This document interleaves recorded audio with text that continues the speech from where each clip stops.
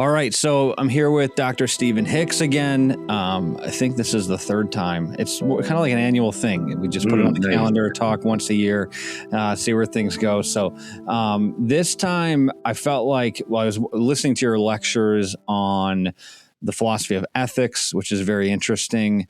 And one of the lectures was really interesting on Nietzsche and his ethics and what he believed philosophically.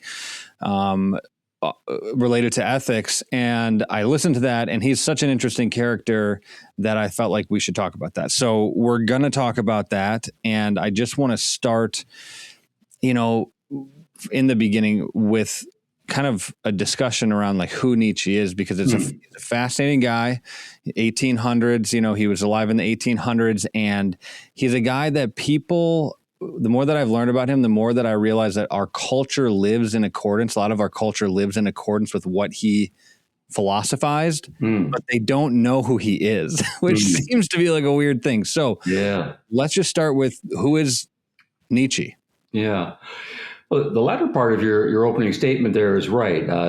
Nietzsche is perhaps the most influential philosopher on philosophical and cultural currents in the 20th century. Now, interestingly, he died in 1900, right as the century was turning. And you can see his influence obviously on the postmoderns. Someone like Foucault saying at one point late in his career, I'm basically just a Nietzschean and I read text through a Nietzschean lens. But you can see the influence on the existentialists, Camus, Sartre. In many cases, Nietzsche is seen as a strong forerunner to the existentialists. He was influential on Freud. He was influential on Ayn Rand. His ideas are just everywhere. Now, most of these people will pick and choose from Nietzsche, but he is such a fundamental and provocative thinker, and so clear that one has to engage with him. I mentioned he died in 1900 exactly. He was born in 1944, and I'd flag that day just because it means that he was in his middle teens. He was 15 years old in 1859, and that's the year that Charles Darwin published On the Origin of Species. Right. And so evolutionary ideas are everywhere in the 1800s, some of them philosophical, some of them cultural, and certainly Darwin's was biological evolutionary take. And Nietzsche was a very highly intelligent, precocious young guy, just soaking up everything. So one of the interesting things about his philosophy is that he's of the first generation of thinkers seriously taking evolution as a biological theory and seeing what its implications are going to be more broadly for other branches of inquiry, including in this discussion ethics, and that's going to be important. So, just to flag one theme, getting away from the idea that ethics is a matter of these timeless, eternal absolutes that were handed down to us by a being in the sky, and seeing ethics as much more biologically rooted, as evolving to circumstance, what enables us to survive in a sometimes conflictual and even brutal world. So that's going to be part of the package there. Also, Nietzsche his PhD is actually in classical philology. He loved languages, and he loved the Greeks. He loved the Romans. So he became proficient in those languages, Latin and Greek, but then the other ancient languages. And part of his route to philosophy is through studying the historical cultures, but also in their own languages, seeing the evolution of language, how it shapes our thought, and then how one of the big questions, again, for ethics to flag for this discussion will be how it was that the Greeks and then the Romans could create such magnificent cultures and civilizations and accomplish so much without being particularly religious as we now understand religion. They weren't Jews, they weren't Christian, they were pre-Muslim and so on. They had religions of a sort, but it seems like largely what they did was not made by their religion or even in spite of their religion. So how do we, now almost 2,000 years after a strong Judeo-Christian tradition in our culture, and many of us coming up to believe that only goodness can come from some sort of Judeo-Christian civilization, to realize that other cultures have done magnificent things without that. And how does that shape our thinking about the truth and the goodness of whatever belief systems we happen to have in the 18th century? So I'll stop there by way of introduction. Sure. No, it's so interesting. One of the fascinating things about Nietzsche, and not just about him, but just is when he was born, which is in the 1800s. And history classes growing up, 1700s, American Revolution, French Revolution, everything changes. It's like 1800s, Industrial Revolution. It was cool. And then they just go straight to the 1900s. They kind of skipped over the 1800s. So growing up, I was always like, there's nothing that really happened. We just built America, which is actually a really big deal. But it's not like, there was no massive events because you had 2 world wars and nuclear weapons all in the 1900s. And the 1700s, you have these revolutions that changed the world forever, that it felt like it was just sort of in between that. And not much happened. Well, the more that I learned about the 1800s, the more I learned that actually it may be on the same level as those other centuries in terms of philosophy, in terms of worldview. And you really have to ask yourself the question of, okay, how did we get to the point where we had 2 world wars? There must have been a lot of philosophy, a lot of ideas that happened prior to that led to that. And Nietzsche and Darwin seem to be in a lot of ways at the core of it, or just heavily involved in that. Add Karl Marx to the 1800s guy. Sure, absolutely. So yes. So if you approach it from the perspective of the 20th century, being more than just building on the accomplishments of Industrial Revolution, building the United States, which by the beginning of the 20th century becomes a first-rate leading power. And then, of course, there are big stories, the building of the infrastructure, the Transcontinental Railroad. Yes. Not a lot of large-scale wars, some small wars against Spain, against Mexico, War of 1812. As wars go, those are relatively tiny, insignificant affairs. You did the Civil War. Yes, the Civil War is going to be huge. Right. As an internal war, and the great battle against slavery and so on. So there's some that you can find. But if you are looking at the 20th century, which seems much more dramatic and out there, then you can understand your history teachers want to get to those big stories. Then if you are serious about trying to explain, for example, the big wars, why did World War I happen? Why then were we right back at it a generation later with World War II and then the Cold War? Then you start to go back to the 1800s, and thinkers like Nietzsche, Hegel, Karl Marx, and so on start to become much more important. Right.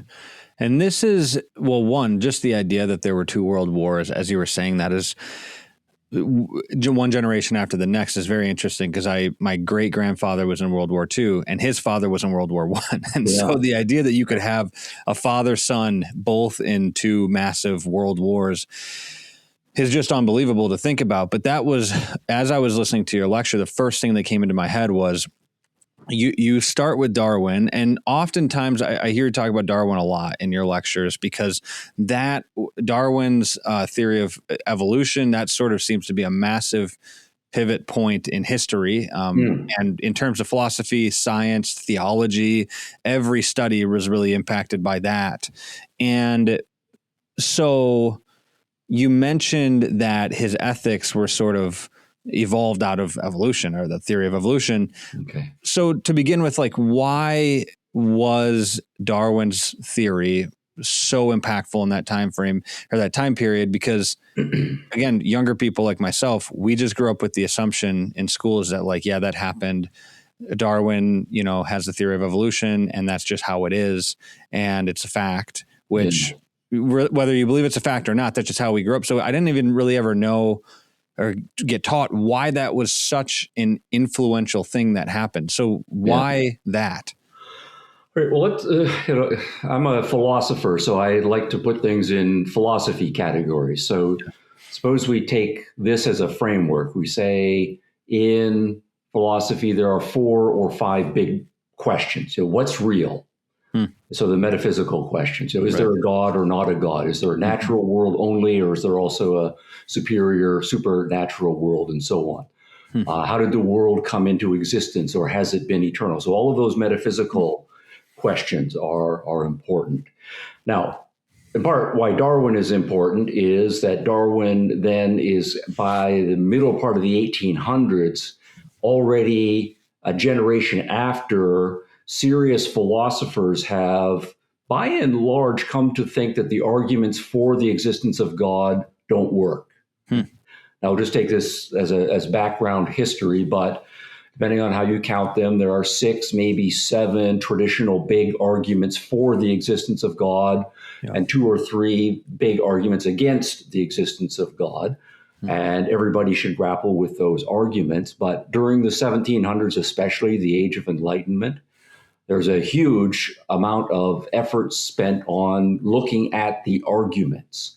And pretty much all of the major philosophers, whether they end up being religious or not, come to the conclusion that the arguments for the existence of God don't work. And the arguments against the existence of God are pretty strong.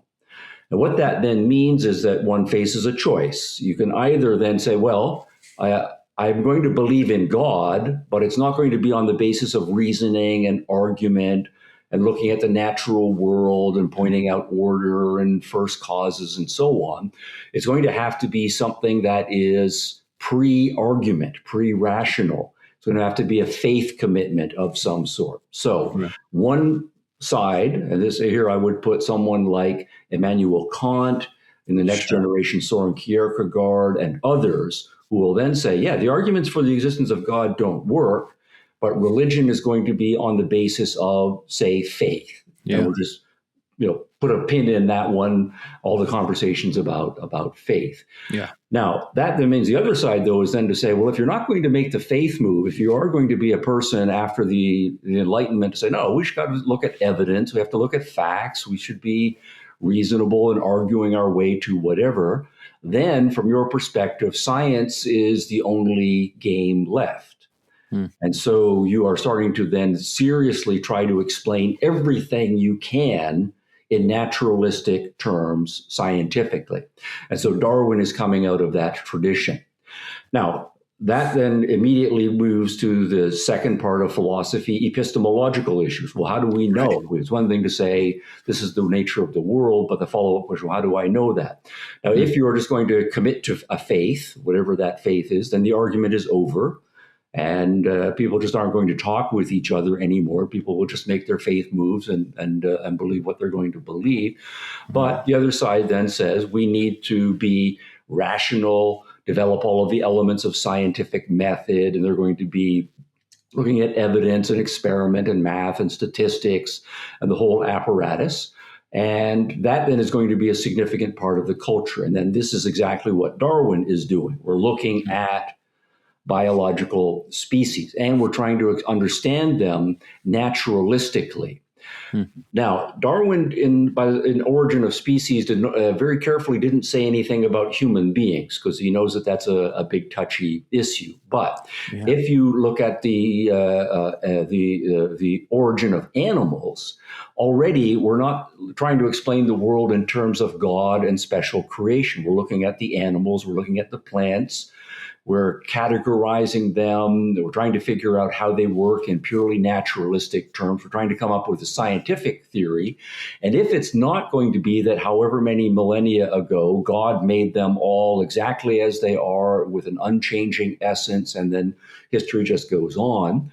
If we start to think of the world as having been around for hundreds of millions and then billions of years, with all of those evolutionary changes and cataclysms and so on, then we start to think in terms of evolving species, and that seems to fit with the data, with the argument, and that's the best theory, right, that we have, that we come up with. Now, if we turn to human beings, and then Darwin's next book, published a little later, he calls it The Descent of Man, And here he then takes evolution and says, well, what is this then going to apply for human beings? Now, we're interested in human nature. This is another traditional part of philosophy.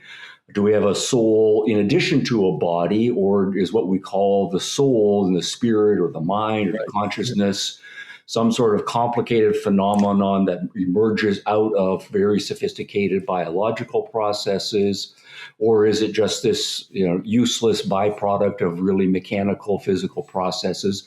But we are starting then to look at the human being as part of the natural world and recognizing, okay, it's very complicated. We're in the early days, but we're going to have to come up with an understanding of human beings again, not seeing them as a special creation of God with a special place to rule over nature with divine direction and so forth. So we start to see humans as continuous with the other animal species.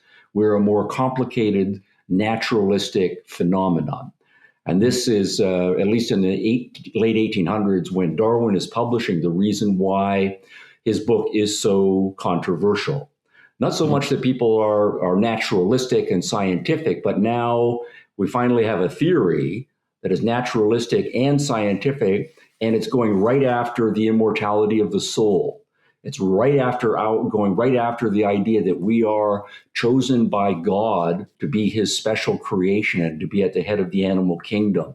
And that somehow the world is going in direction with God's plan, and we have to understand it in terms of a plot or some sort of story that's going to reach a climax, and that humans are going to be at the climax of that story, and that's what everything is about. All of that seems to be suspect and perhaps even exploded. Human beings, from this perspective, then become a natural creature that we can understand in naturalistic terms, ultimately developing the sciences of biology, early days of psychology to figure out what makes us tick. But it's not a story that's going to have an ending, so to speak. We have evolved, and maybe we will continue to evolve, and there is no end of the story out there. And all of that is very unsettling to the late or mid to late 1800s mind. And then, of course, very quickly, the fourth big branch of philosophy, ethics. What does this imply for our understanding of good and bad and right and wrong, and what it is to be a virtuous person, and to think about the meaning of your life? Well, again, if we are part of nature and we're not immortal, we die, and we're supposed to learn everything from nature, well, how are we going to learn ethics from nature? Maybe there is no such thing as ethics. And whatever it is that we come up with, it doesn't seem to be, at least at first blush, the idea that some sort of eternal principles of right and wrong are written into the fabric of nature. It seems to be sometimes this works, sometimes that works. And so you have to be flexible, and that might include your moral character, your strategy. And if it seems to be, excuse my language, being the biggest son of a bitch in the world enables you to survive and impregnate a lot of women and have power over your fellow human beings, as much of the story of history seems to be, not only for human beings, but for the other more predatory animal species, then it seems like much of traditional ethics, it's saying, we should all be nice and get along with each other and be peaceful and equal and so forth. All of that starts to be suspect. And that also is very unsettling to the mid to late 18s mind. And those questions are directly put into the forefront of discussion by a Darwinian evolutionary theory. That's not even to get to the politics yet. That's I mean, there's so much. There's so much there. I want to ask about this, and I know we're going to talk about Nietzsche, but there's a million things that run through my head as you're talking. Like, that's what you just explained is the reason why I actually have come to think that the 1800s maybe was more important than both the 1900s, because it seems like the 1900s was just the fallout of what, or however you want to describe it. Some people maybe loved the 1900s and loved the wars. That's not good, but maybe they did. But it was a fallout of all of the ideas and the philosophies and the almost foundational shattering worldviews that came out of Darwin's philosophy and his science and Nietzsche and Marx. But one of the things, just jump on that just for a moment. I think that's an exactly important point to say. You can say downstream, the 20th century is largely downstream from the 19th century. Yeah. And that you have then two kinds of reactions. One is then to say, well, if God is gone, right. If it's just people making faith commitments to whatever they want to, and we're all just animals, fighting it out, then you can see in the 20th century a lot of downstream philosophies that are very pessimistic and cynical and skeptical and urging kind of a conflictual understanding of human nature. And maybe one of the explanations for the wars is that without the guidance of religion, we just end up in that empty nihilistic space. This is the other side, just to say, is then to say, well, the 19th century is important because it's a matter of clearing away the last remnants of these, ancient, primitive belief systems. So we can finally get that out of our system. And yes, we will be to a large extent starting over, but we can build a new and better world now on a scientific, naturalistic, better understanding of the actual way the world works. And all of that is being worked out in the 20th century too. And one interesting practical way, I think, that helped me understand this was I talked to a professor from Notre Dame. You probably know of him, Patrick Deneen. Yeah, I know the name, yes. I've read some of this material. Yeah. He's an interesting guy. He wrote the book, Why Liberalism Failed. He's much more into the political philosophy side of things. But I talked to him and he said one thing that people can actually just see this in their neighborhoods is how architecture and how homes are designed. He said prior to the World Wars, everybody had a front porch and people, it was much more inviting. The homes were set up so that the living spaces, the communal spaces were much larger and the bedrooms were much smaller and the bedrooms were on the second floor. The communal spaces were on the main floor. And then after the war, a lot of those World War II, a lot of those front porches went away. Then they became back porches and things kind of became more individualized and skeptical of your neighbors a little bit, which is just an interesting, I mean, maybe that's just in the Midwest, but that's really, if I walk down the street, that's just how all the houses are. It's interesting because the bedrooms are now bigger and the living spaces even sometimes are smaller. And the front, there is no real front porches. People don't just like sit out front of their houses and like talk to neighbors and stuff. Everybody's kind of like, you do your thing, I'll do mine. And that's a really just obvious way that things changed, whether for the better or worse, it just changed. People just changed the way that they want to live. And that's really interesting. The history of architecture is a fascinating outshoot because much of architecture is downstream from philosophy. You see architects trying to express some understanding of the human condition. What is it to live the best human life? And that changes from generation to generation.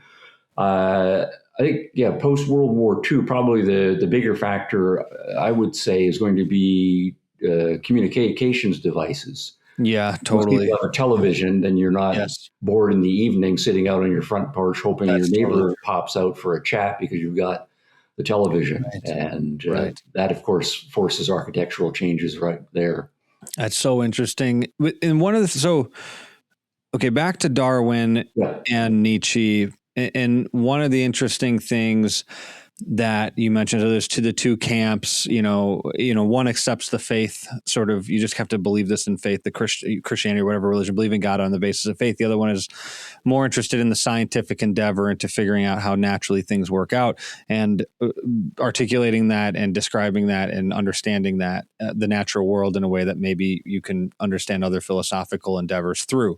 That said, I seriously wonder this, and I went to a Jordan Peterson lecture. I think I had emailed you, but I was in Rockford. This was like a year ago. And I had emailed you and you said you weren't going to be there, but I went to it and then I was able to go backstage and hang out with Jordan, and Brett Weinstein were there, which was not, it was very cool. And I was not fully expecting the whole thing, but it was very cool. And Brett Weinstein said something in the lecture that I thought was one, true, and two, something I've been thinking about for a long time. He said, as an evolutionary biologist, there's only one real distinguishing or differentiating factor between human beings and other animals, and that's language.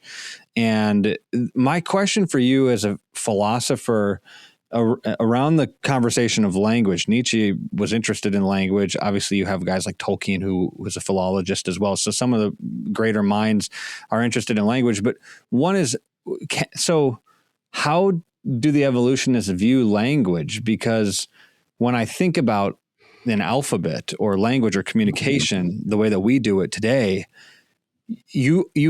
it doesn't seem like that can evolve. It seems like you need the whole thing. You need all 26 letters in English to be able to have a functional dictionary or have a language or have a conversation. Like, how do you evolve a language? And two, is the study of language from the evolutionary lens, that's a metaphysical conversation, correct? Or how would we describe language itself in terms of evolution? Yes. Darwin? Yeah, I think that point is important about the importance of language. I would phrase it a little differently, that language is words that we have, and we put the words together in sentences and the sentences together into stories, or we put them together into theories and so on. But all of the words require that we have the capacity for concept formation.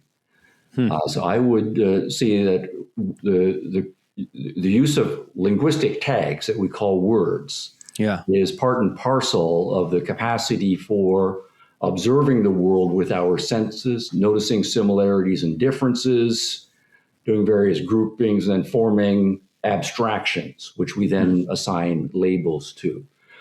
And of course, then the big question for human beings, and this is at the intersection of biology and psychology, is how did human beings come to have that capacity? Right. So here we then say, well, maybe there is a continuity with other animal species, because other animals also have sophisticated sensory capacities, perceptual capacities, memory capacities. Some of them might be able to form, here I'm getting outside of my area of expertise, form genuine abstractions, and say have a working vocabulary of 20 to 40 or maybe 80 words that you can show them an abstract symbol, and they know what to do with that abstract symbol or how to respond to it. Be that as it may, that's an interesting discussion for the animal psychologists. What is distinctive about human beings is that by the age 2, human beings have an average working vocabulary of 1,000 concepts. Yes. And by the time they are teenagers, they typically have 10,000 concepts. So it vastly outstrips the abstract capacity of any of the other animal species. Right. And how that happens biologically and what the psychological process is, I think, is interesting about human nature. It's at the foundation of linguistics and at the foundation of psychology. So that's how I would at least frame that discussion. More specific issues about how languages begin, I have no idea. So we would have to be then going back 100,000, 200,000 years. And I've read some of the initial speculations, but I do know that spoken language was around for a lot longer than written language. Written language is a much more recent, just a few thousand years old at most, or maybe a little older than that. Yeah. But that is, at most 1 or 2% of the total time of human beings that humans were communicating by signs, by spoken language, and so forth.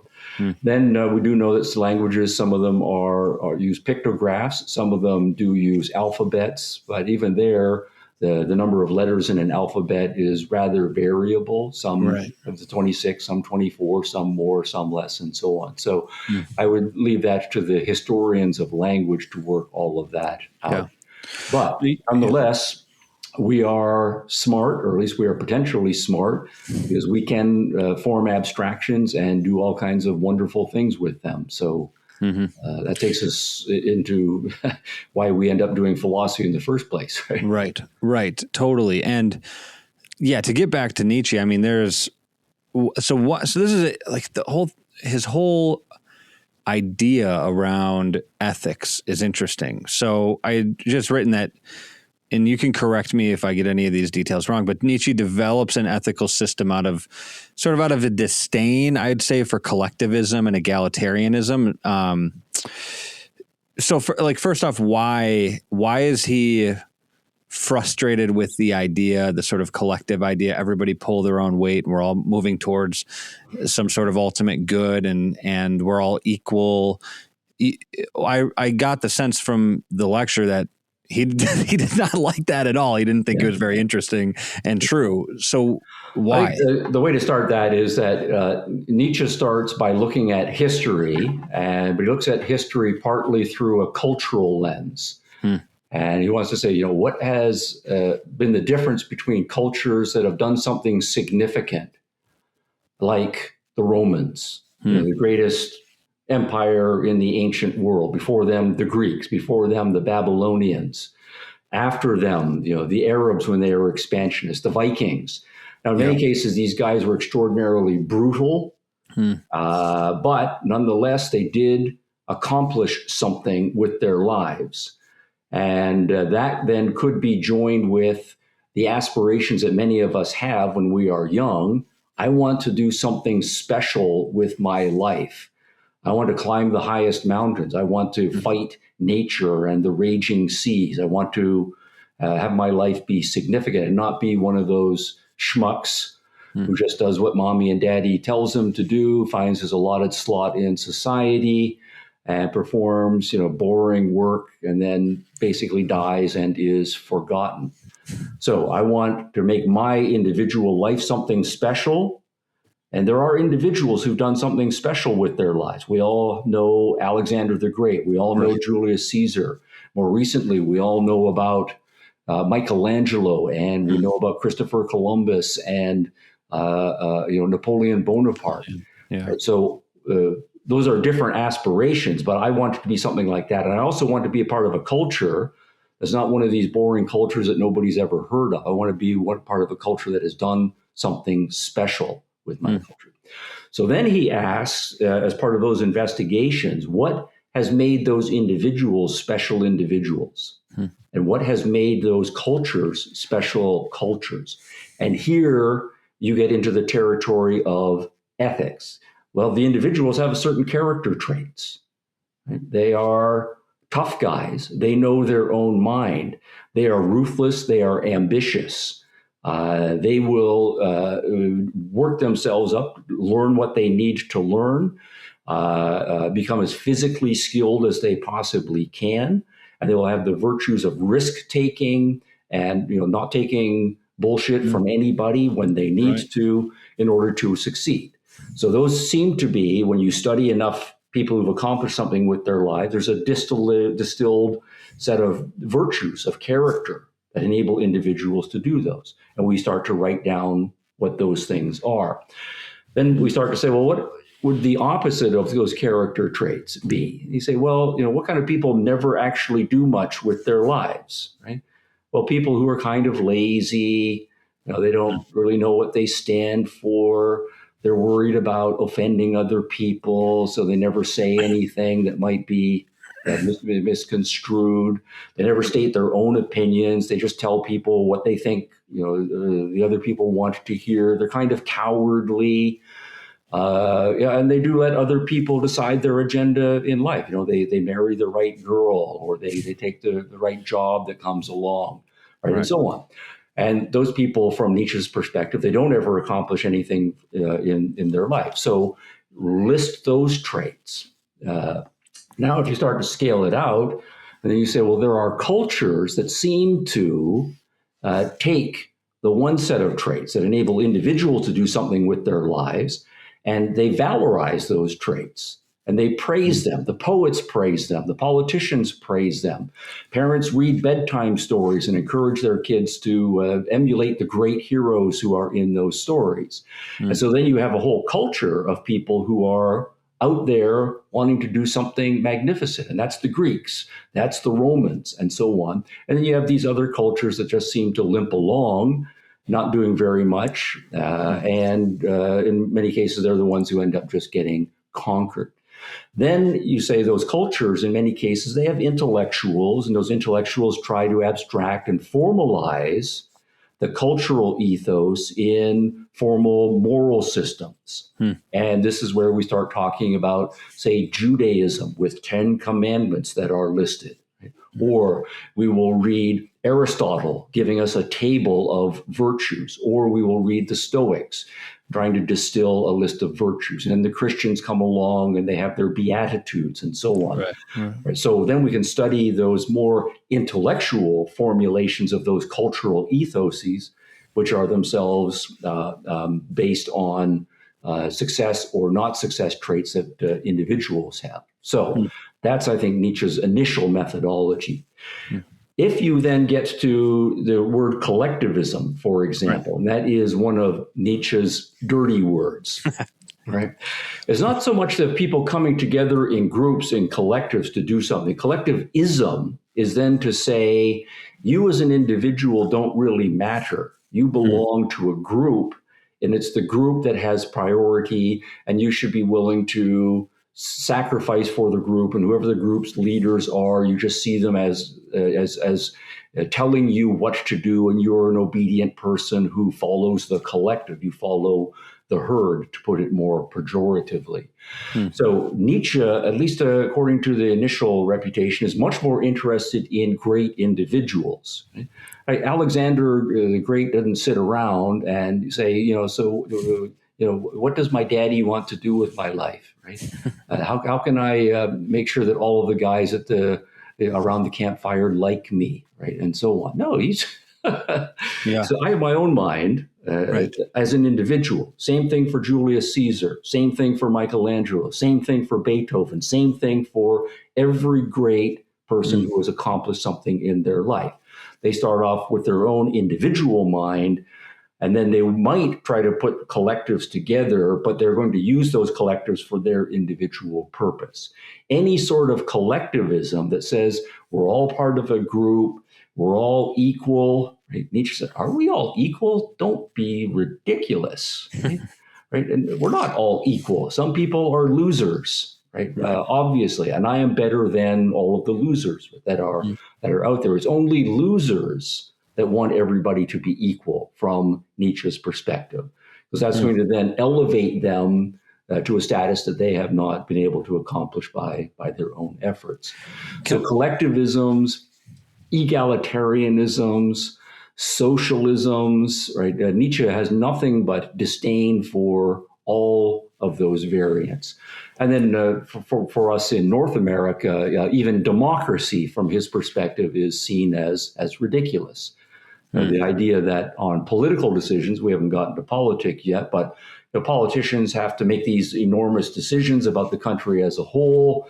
And we're going to just let any old schmuck who probably doesn't know very much about what's going on around the world have a say in the matter. We're going to count his say equally with everybody else's say. That's just a recipe for ridiculous. So Nietzsche is unapologetically then an elitist, ethically, culturally, and that's going to have obvious political implications as well.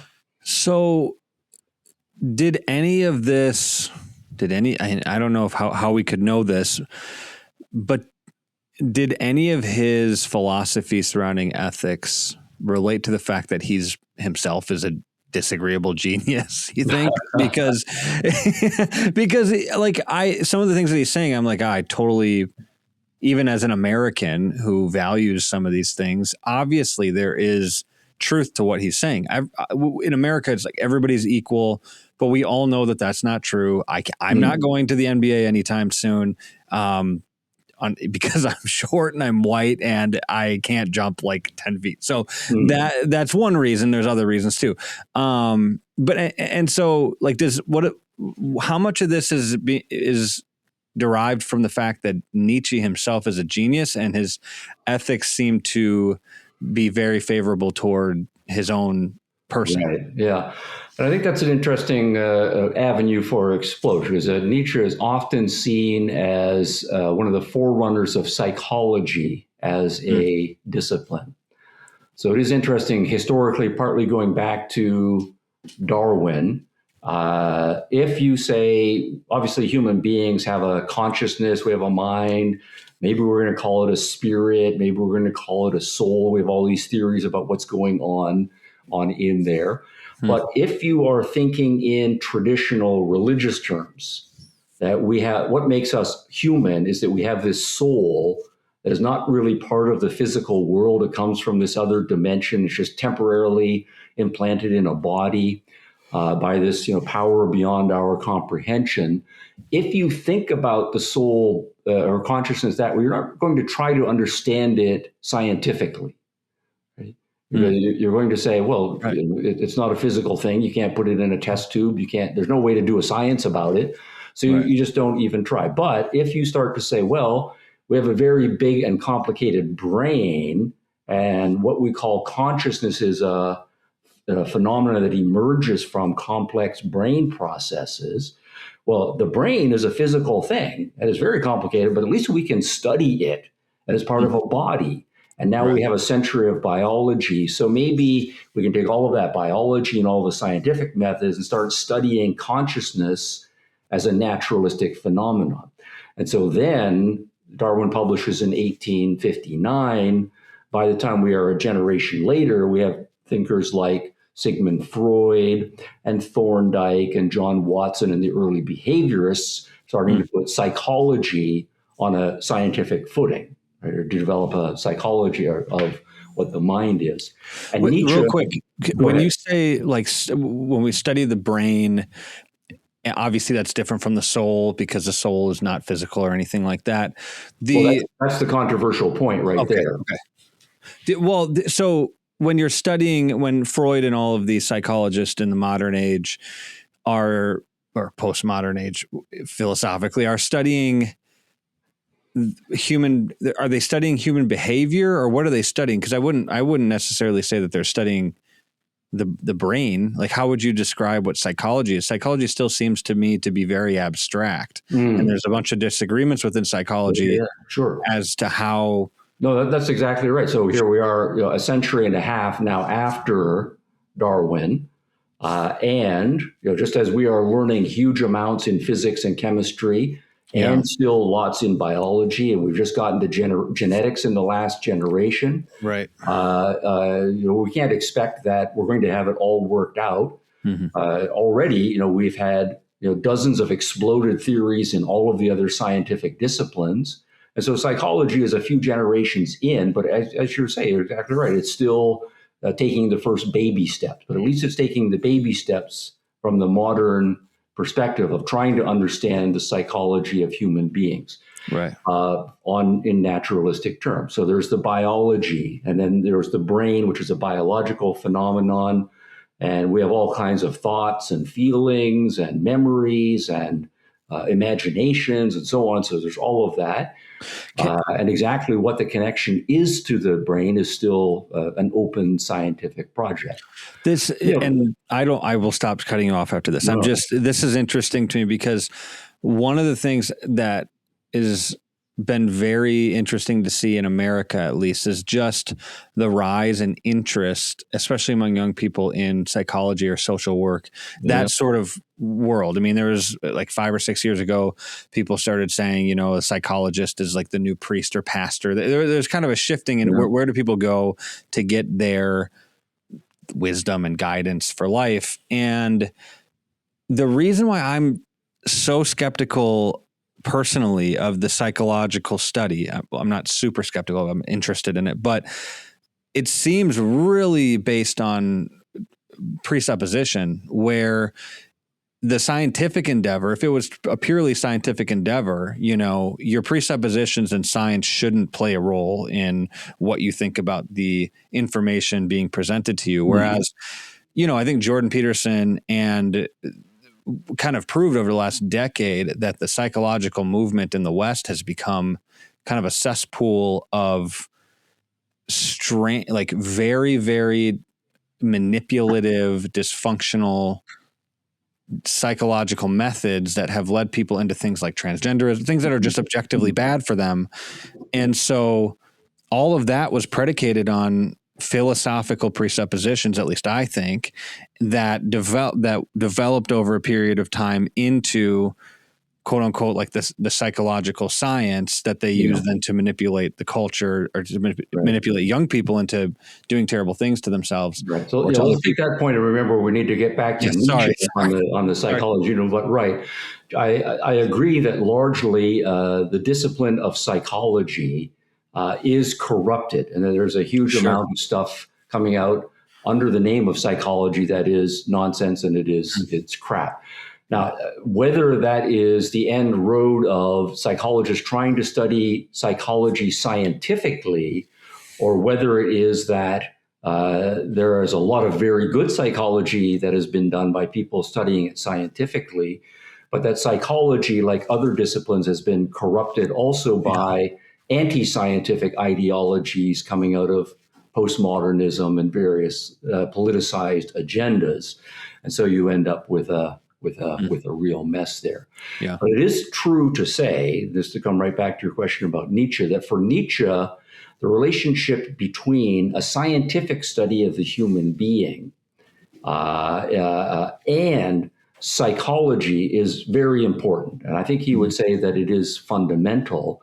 And he also, I think, would say that the question of whether science comes first or whether psychology comes first is also an open question. Yeah, that's interesting. What we can do, as one scientific aspiration says, is be objective, study the facts, do the experiments, and then come up with an objective scientific account of how the mind works. Or whether the way things really work, that what psychology should be teaching us is that we are subjectivists, that we all have a psychology, so to speak, but that psychology comes, say, prepackaged with a belief system, with a value system, with a personality type, and that what we then do is we impose that on our understanding of the world. And so our psychology theory really is just a restatement of what's going on subjectively in me. And that ties right back into your point. If Nietzsche is a genius, right, and that's his personal psychology, but it's obvious to him that he's 10 times as smart as everybody else, because he probably was. Yeah. Right? Then from that perspective, he's going to then look at everything in terms of a more elitist, genius, in many cases misunderstood, alienated genius perspective. But it's going to also seem natural to him that he should be the one calling the shots, and the various political implications are going to fall for that. Yeah. Just as it's going to seem natural from his perspective to look at all sorts of people who are not very ambitious, they're not very smart, they know they're not very smart, they're kind of lazy, they're kind of conformist and cowardly. That's their psychology, and they know that about themselves. And so their moral philosophy and downstream their politics is just going to be an expression of that kind of psychology. So rather than being the genius who wants to be left free to do his own thing, or the person who says, I am the elite superior, I should be in charge of everything, you have the kind of person who says, I want people to look after me. I don't want to rock the boat. Being all on my own, that makes me nervous, right? I'd rather have my family around me, my support network. I want the government to be giving me welfare and so forth. I want all of my I don't have to think about hard decisions. I want someone in authority, maybe my pastor, to tell me what I'm supposed to believe, right? Or my priest or whatever. And I'm just going to be a herd follower. And that's then going to be my psychology attracting me to a formal philosophy that really just is a rationalization of my psychology. And I think Nietzsche is very open to that line of inquiry. So I talked with a guy, Dr. Keith Campbell. I don't know if you know who he is. I know his name also, yes. He's really interesting. He studied narcissism. And one of the things that he said about narcissism is that there's two different types of narcissism. One of them is grandiose narcissism. It's just a grandiose sense of self. And this is where Nietzsche becomes a little weird to me, because a lot of great genius men become weird when thinking in terms of narcissism or grandiose narcissism, because if you look at somebody like Nietzsche, who's like, I'm 10 times smarter than everybody else, is that narcissistic? If he's correct, I don't know. Right. He probably was way smarter than everybody. And if he was way smarter than everybody, then to call him a narcissist isn't really fair. Yeah. So then the question would be, is Beethoven 10 times better as a musician than you are? Right. Is Djokovic 10 times better at tennis than you are? Right. Right. And if Djokovic looks at you or looks at me, right, and we rally a few times, and he just says, look, I'm going to beat you 6-0. Yes. Is he grandiose? Is he narcissistic? Right. Or is he just stating facts as they are?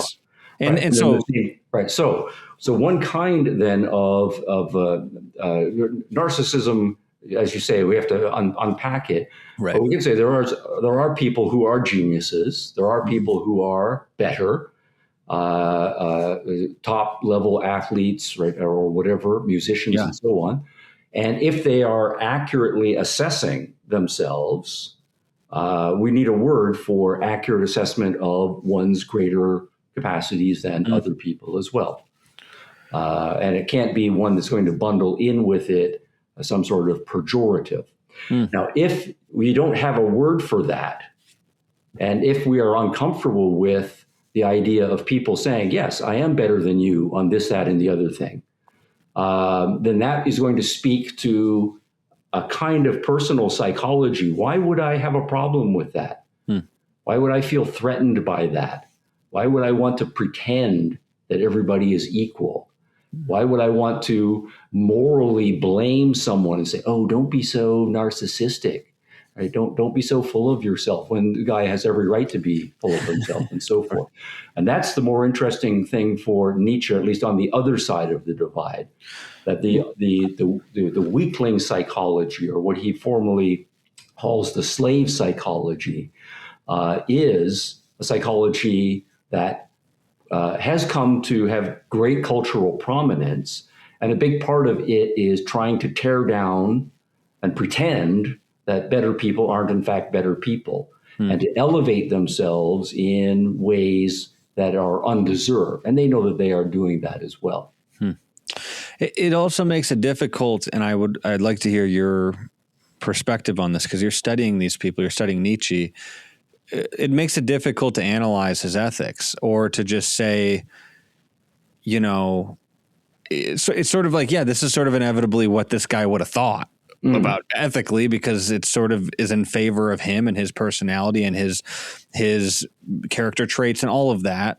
Yeah. And yet, even if I don't agree with them, like, how do you measure somebody's ethics if it's true that a person's philosophy or worldview is sort of indicative of these character traits and personality traits that they don't really choose, but they're just born with? Absolutely.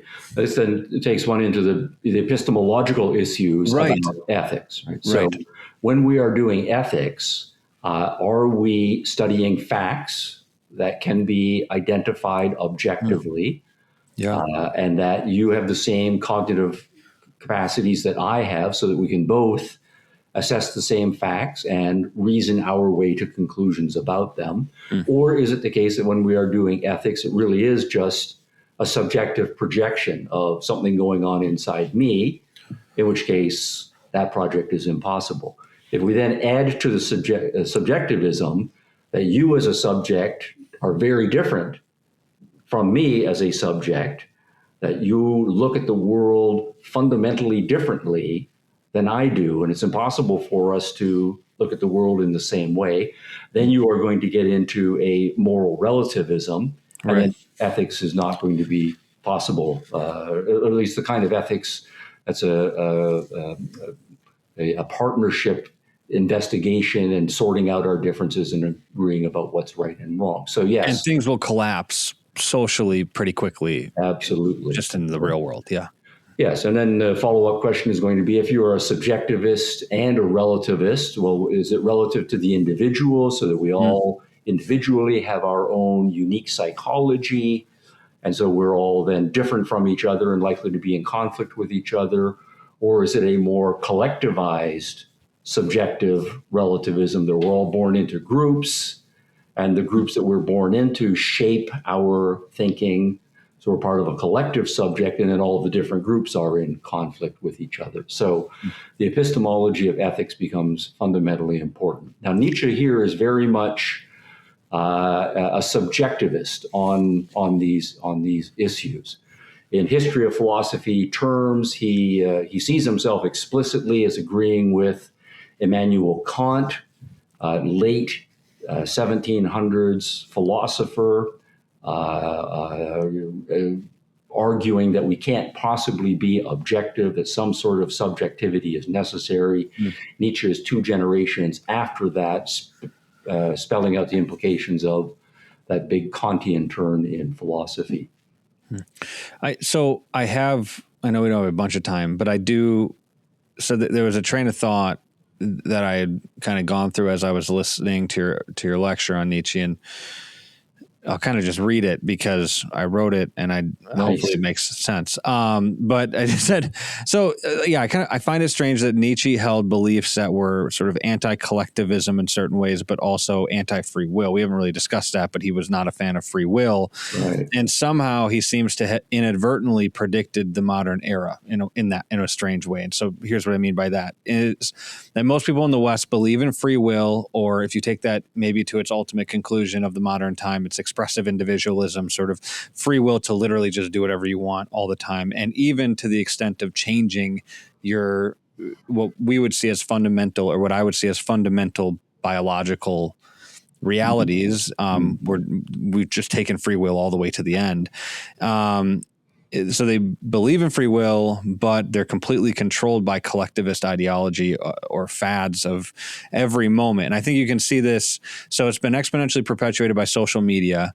And you could see that maybe during COVID. I don't know what people's thoughts on COVID are. That said, when the vaccines came out, and we don't need to get into like whether maybe there's a terrible way of bringing this up, but people got the vaccines, guys that I knew who were like, yeah, I don't need it, but I know that I needed to go to my work or to go to school. I'm just going to go do it without thinking about it. And that became a very controversial thing. And so we live in a weird society that says we believe in free will, but seems to be controlled by like trends, fads, and sort of a collectivist ideology, especially when it comes to online behavior. And like people buy things because of the marketing and the social media. They just aren't thinking necessarily for themselves. And yet we think that we're super unique and expressive and whatever. And so basically, it just seems like the irony is that we have an entire culture that thinks that doing what everyone else does will make them unique and free. So how did Nietzsche reconcile these seemingly contradictory views, if they even are contradictory? So let's start. Right. We haven't gotten into the free will and determinism issue. Yeah, in my reading of Nietzsche, he is very much a fatalist. Right? One of his siren calls is, love your fate. To recognize that what's going to happen is going to happen. Don't fight it and rebel against it and say, oh, poor me, but embrace your fate. So there's a fatalism. And more controversially, at least on my reading of him, but I think this is right, he is a biological determinist. So coming out of evolutionary theory, the predator species, they are biologically wired to be predators.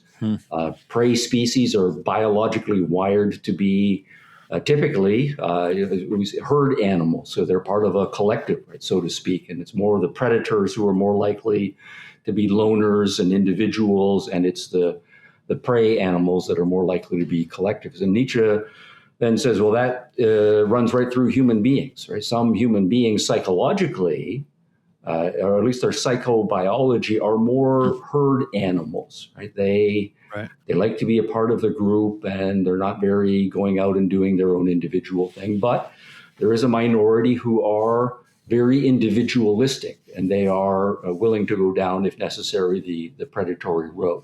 So that then is his way of accounting for biological and psychological differences within human beings, but still being a kind of biological determinist. Now, I don't think it's true to say that our culture is anything close to monolithically free will. I think that's part of the ethos of the West, the post-Enlightenment West, and certainly in America. Right. And it's a huge portion of the culture. People believe that they have agency, they can control their thoughts, control their actions, and so on. Right.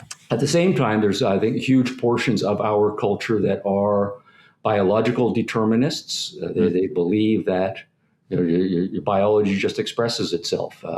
Many of them believe that they and other people are products of their culture, products of their society. They're all just shaped. I didn't make who I am. I'm either lucky or I'm a victim of society, and that's another huge component. Right. There are many people in our culture who are religious determinists. God is omnipotent and controls everything, and so I don't possibly have free will. So I do think, just as a matter of doing the demographics, philosophically, we are much more mixed. Do you think it's that diverse in the United States? Yes, absolutely. You do? Okay. I just wasn't sure, because in the theological realm, there are two camps: Calvinist, Arminian, free will, predestination, that are pretty popular, and the Calvinists are not very popular. They're not as popular. People get angry at the Calvinists and the predestination people in America, and the free will Arminians are extremely popular. So I kind of broadened that out maybe too much, because so then we need to do our journalism and get the statistics about how many people are in each category. Right. And then this is a conversation primarily about the intellectual trends. And I think if you are looking at just intellectuals in America, you'll find that if we say, for example, a certain large number of them are Marxist or neo-Marxist. And Marxism is a thoroughly environmentally deterministic viewpoint. Much of sociology, as it is practiced by intellectuals, the entire discipline was founded by determinists of various sorts. That there are social structures and that human beings are born into the structures, and hence everything is structural racism or structural sexism or institutional this, that, or the other thing. We're all just pushed around by abstract institutional and structural forces and so on. Coming out of much of biology, much of evolutionary psychology tilts strongly in the biological determinist direction. Right, one's personality is born with you, or one's genotype expresses itself necessarily in certain ways. So many of those intellectuals will just be anti-free will from the beginning.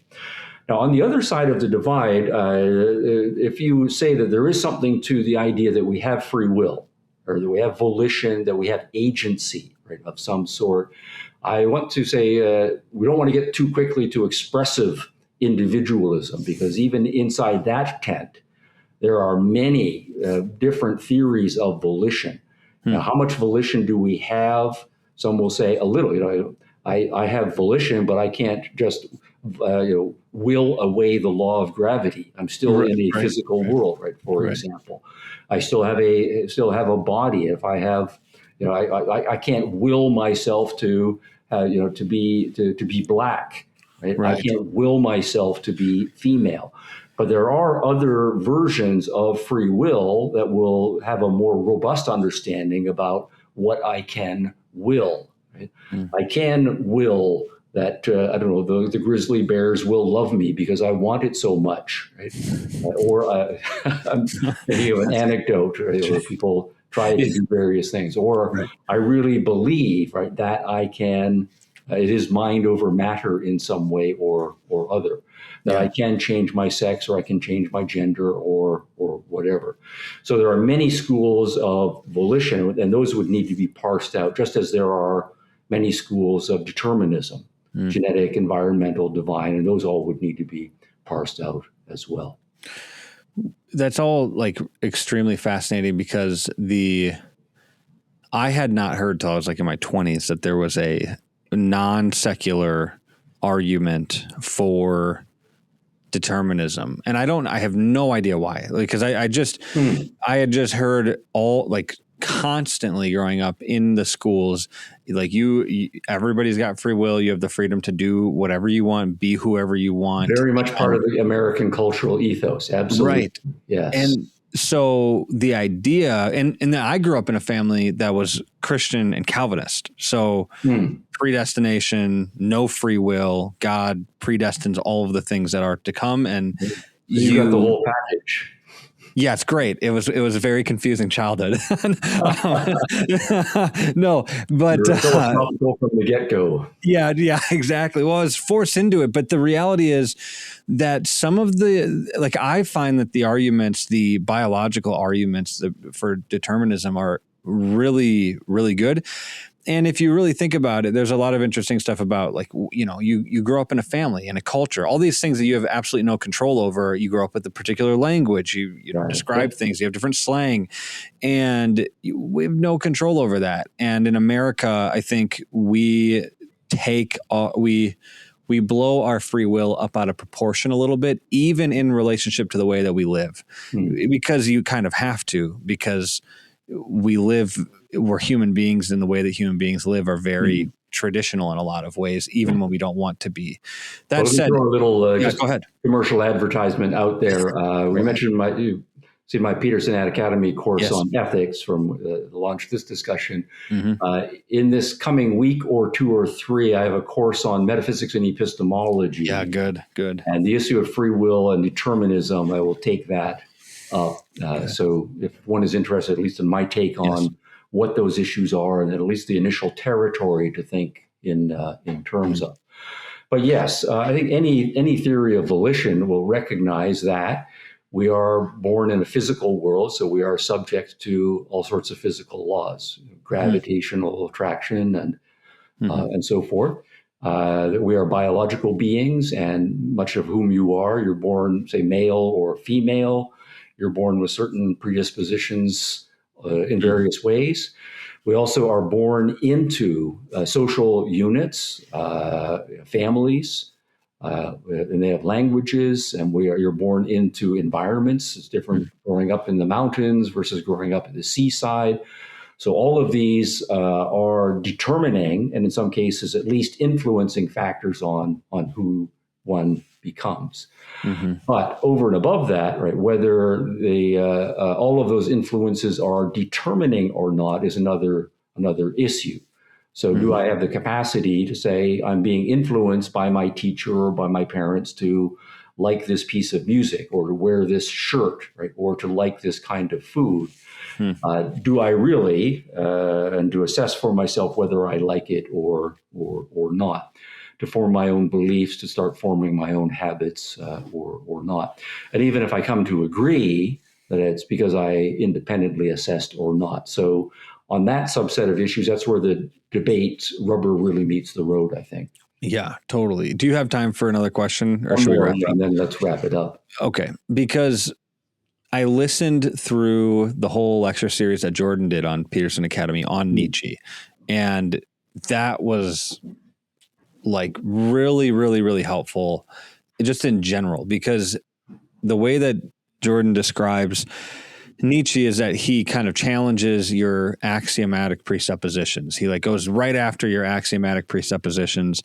And even as somebody who's, Christian, conservative, I lean Calvinist, I have a respect for Nietzsche, even though I disagree with everything he says. I really just have a deep respect for him because he's a genius. And, even if his ideas produce some pretty bad stuff, it's important to take these people seriously. But two, he challenging the axiomatic presuppositions of a culture, of a society, of people's presuppositions. I mean, it forces you to take a deep look at your own presuppositions and either get rid of some of them if you don't know how to defend them, or learn why you actually think the way that you think. And I think that Nietzsche does a good job of helping with that. Now, let me just say, as a philosophy professor, all of that is music to my ears. Sure. Because that's exactly what we want the philosophical enterprise to be.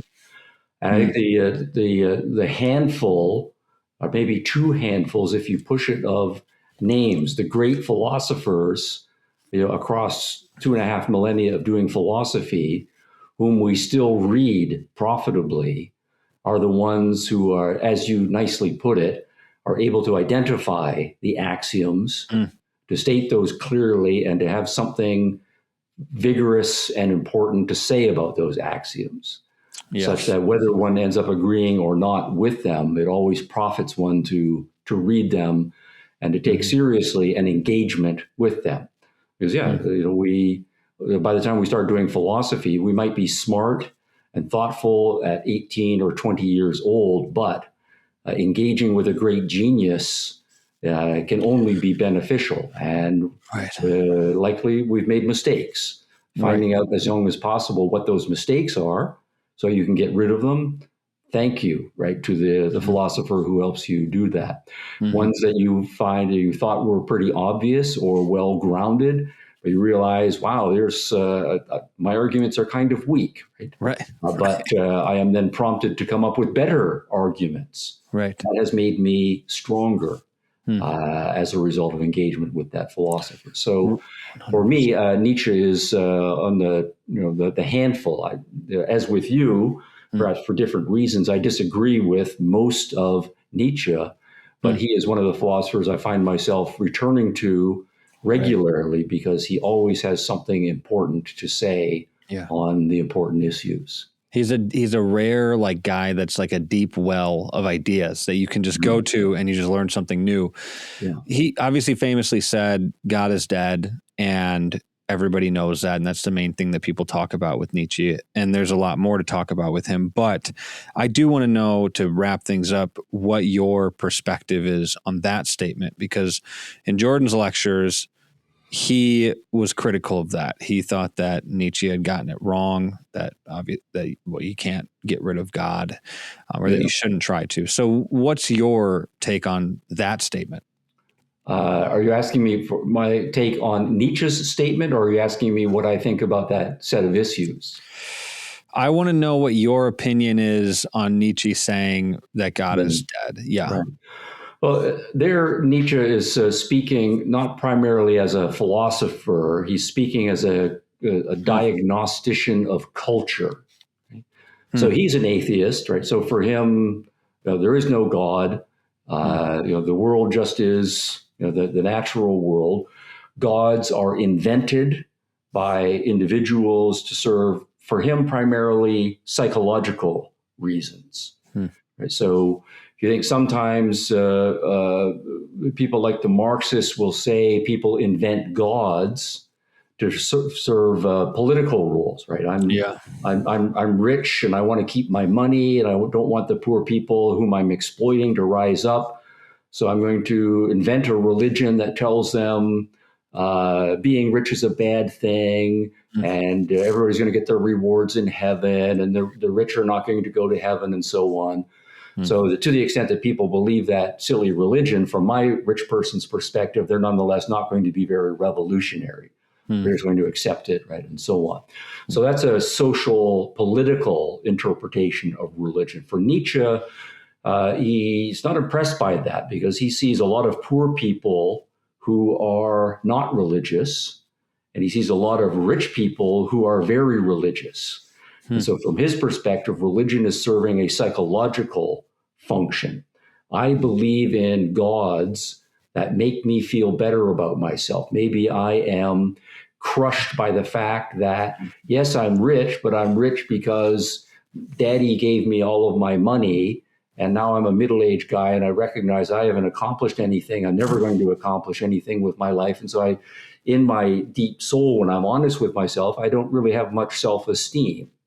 But if I have a religion that says I get another chance in the afterlife, right, or I am going to be nonetheless esteemed, not because of anything I'm accomplishing in this world, I'm going to find that religion attractive to me.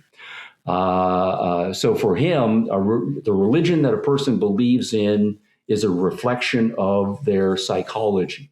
We can go back to the debate between the free will ones and the non-free will ones. For people who feel powerless, or they think there are great powerful forces that are pushing them around, well, they're going to believe in a more powerful, omnipotent God, and they're not going to try to put back.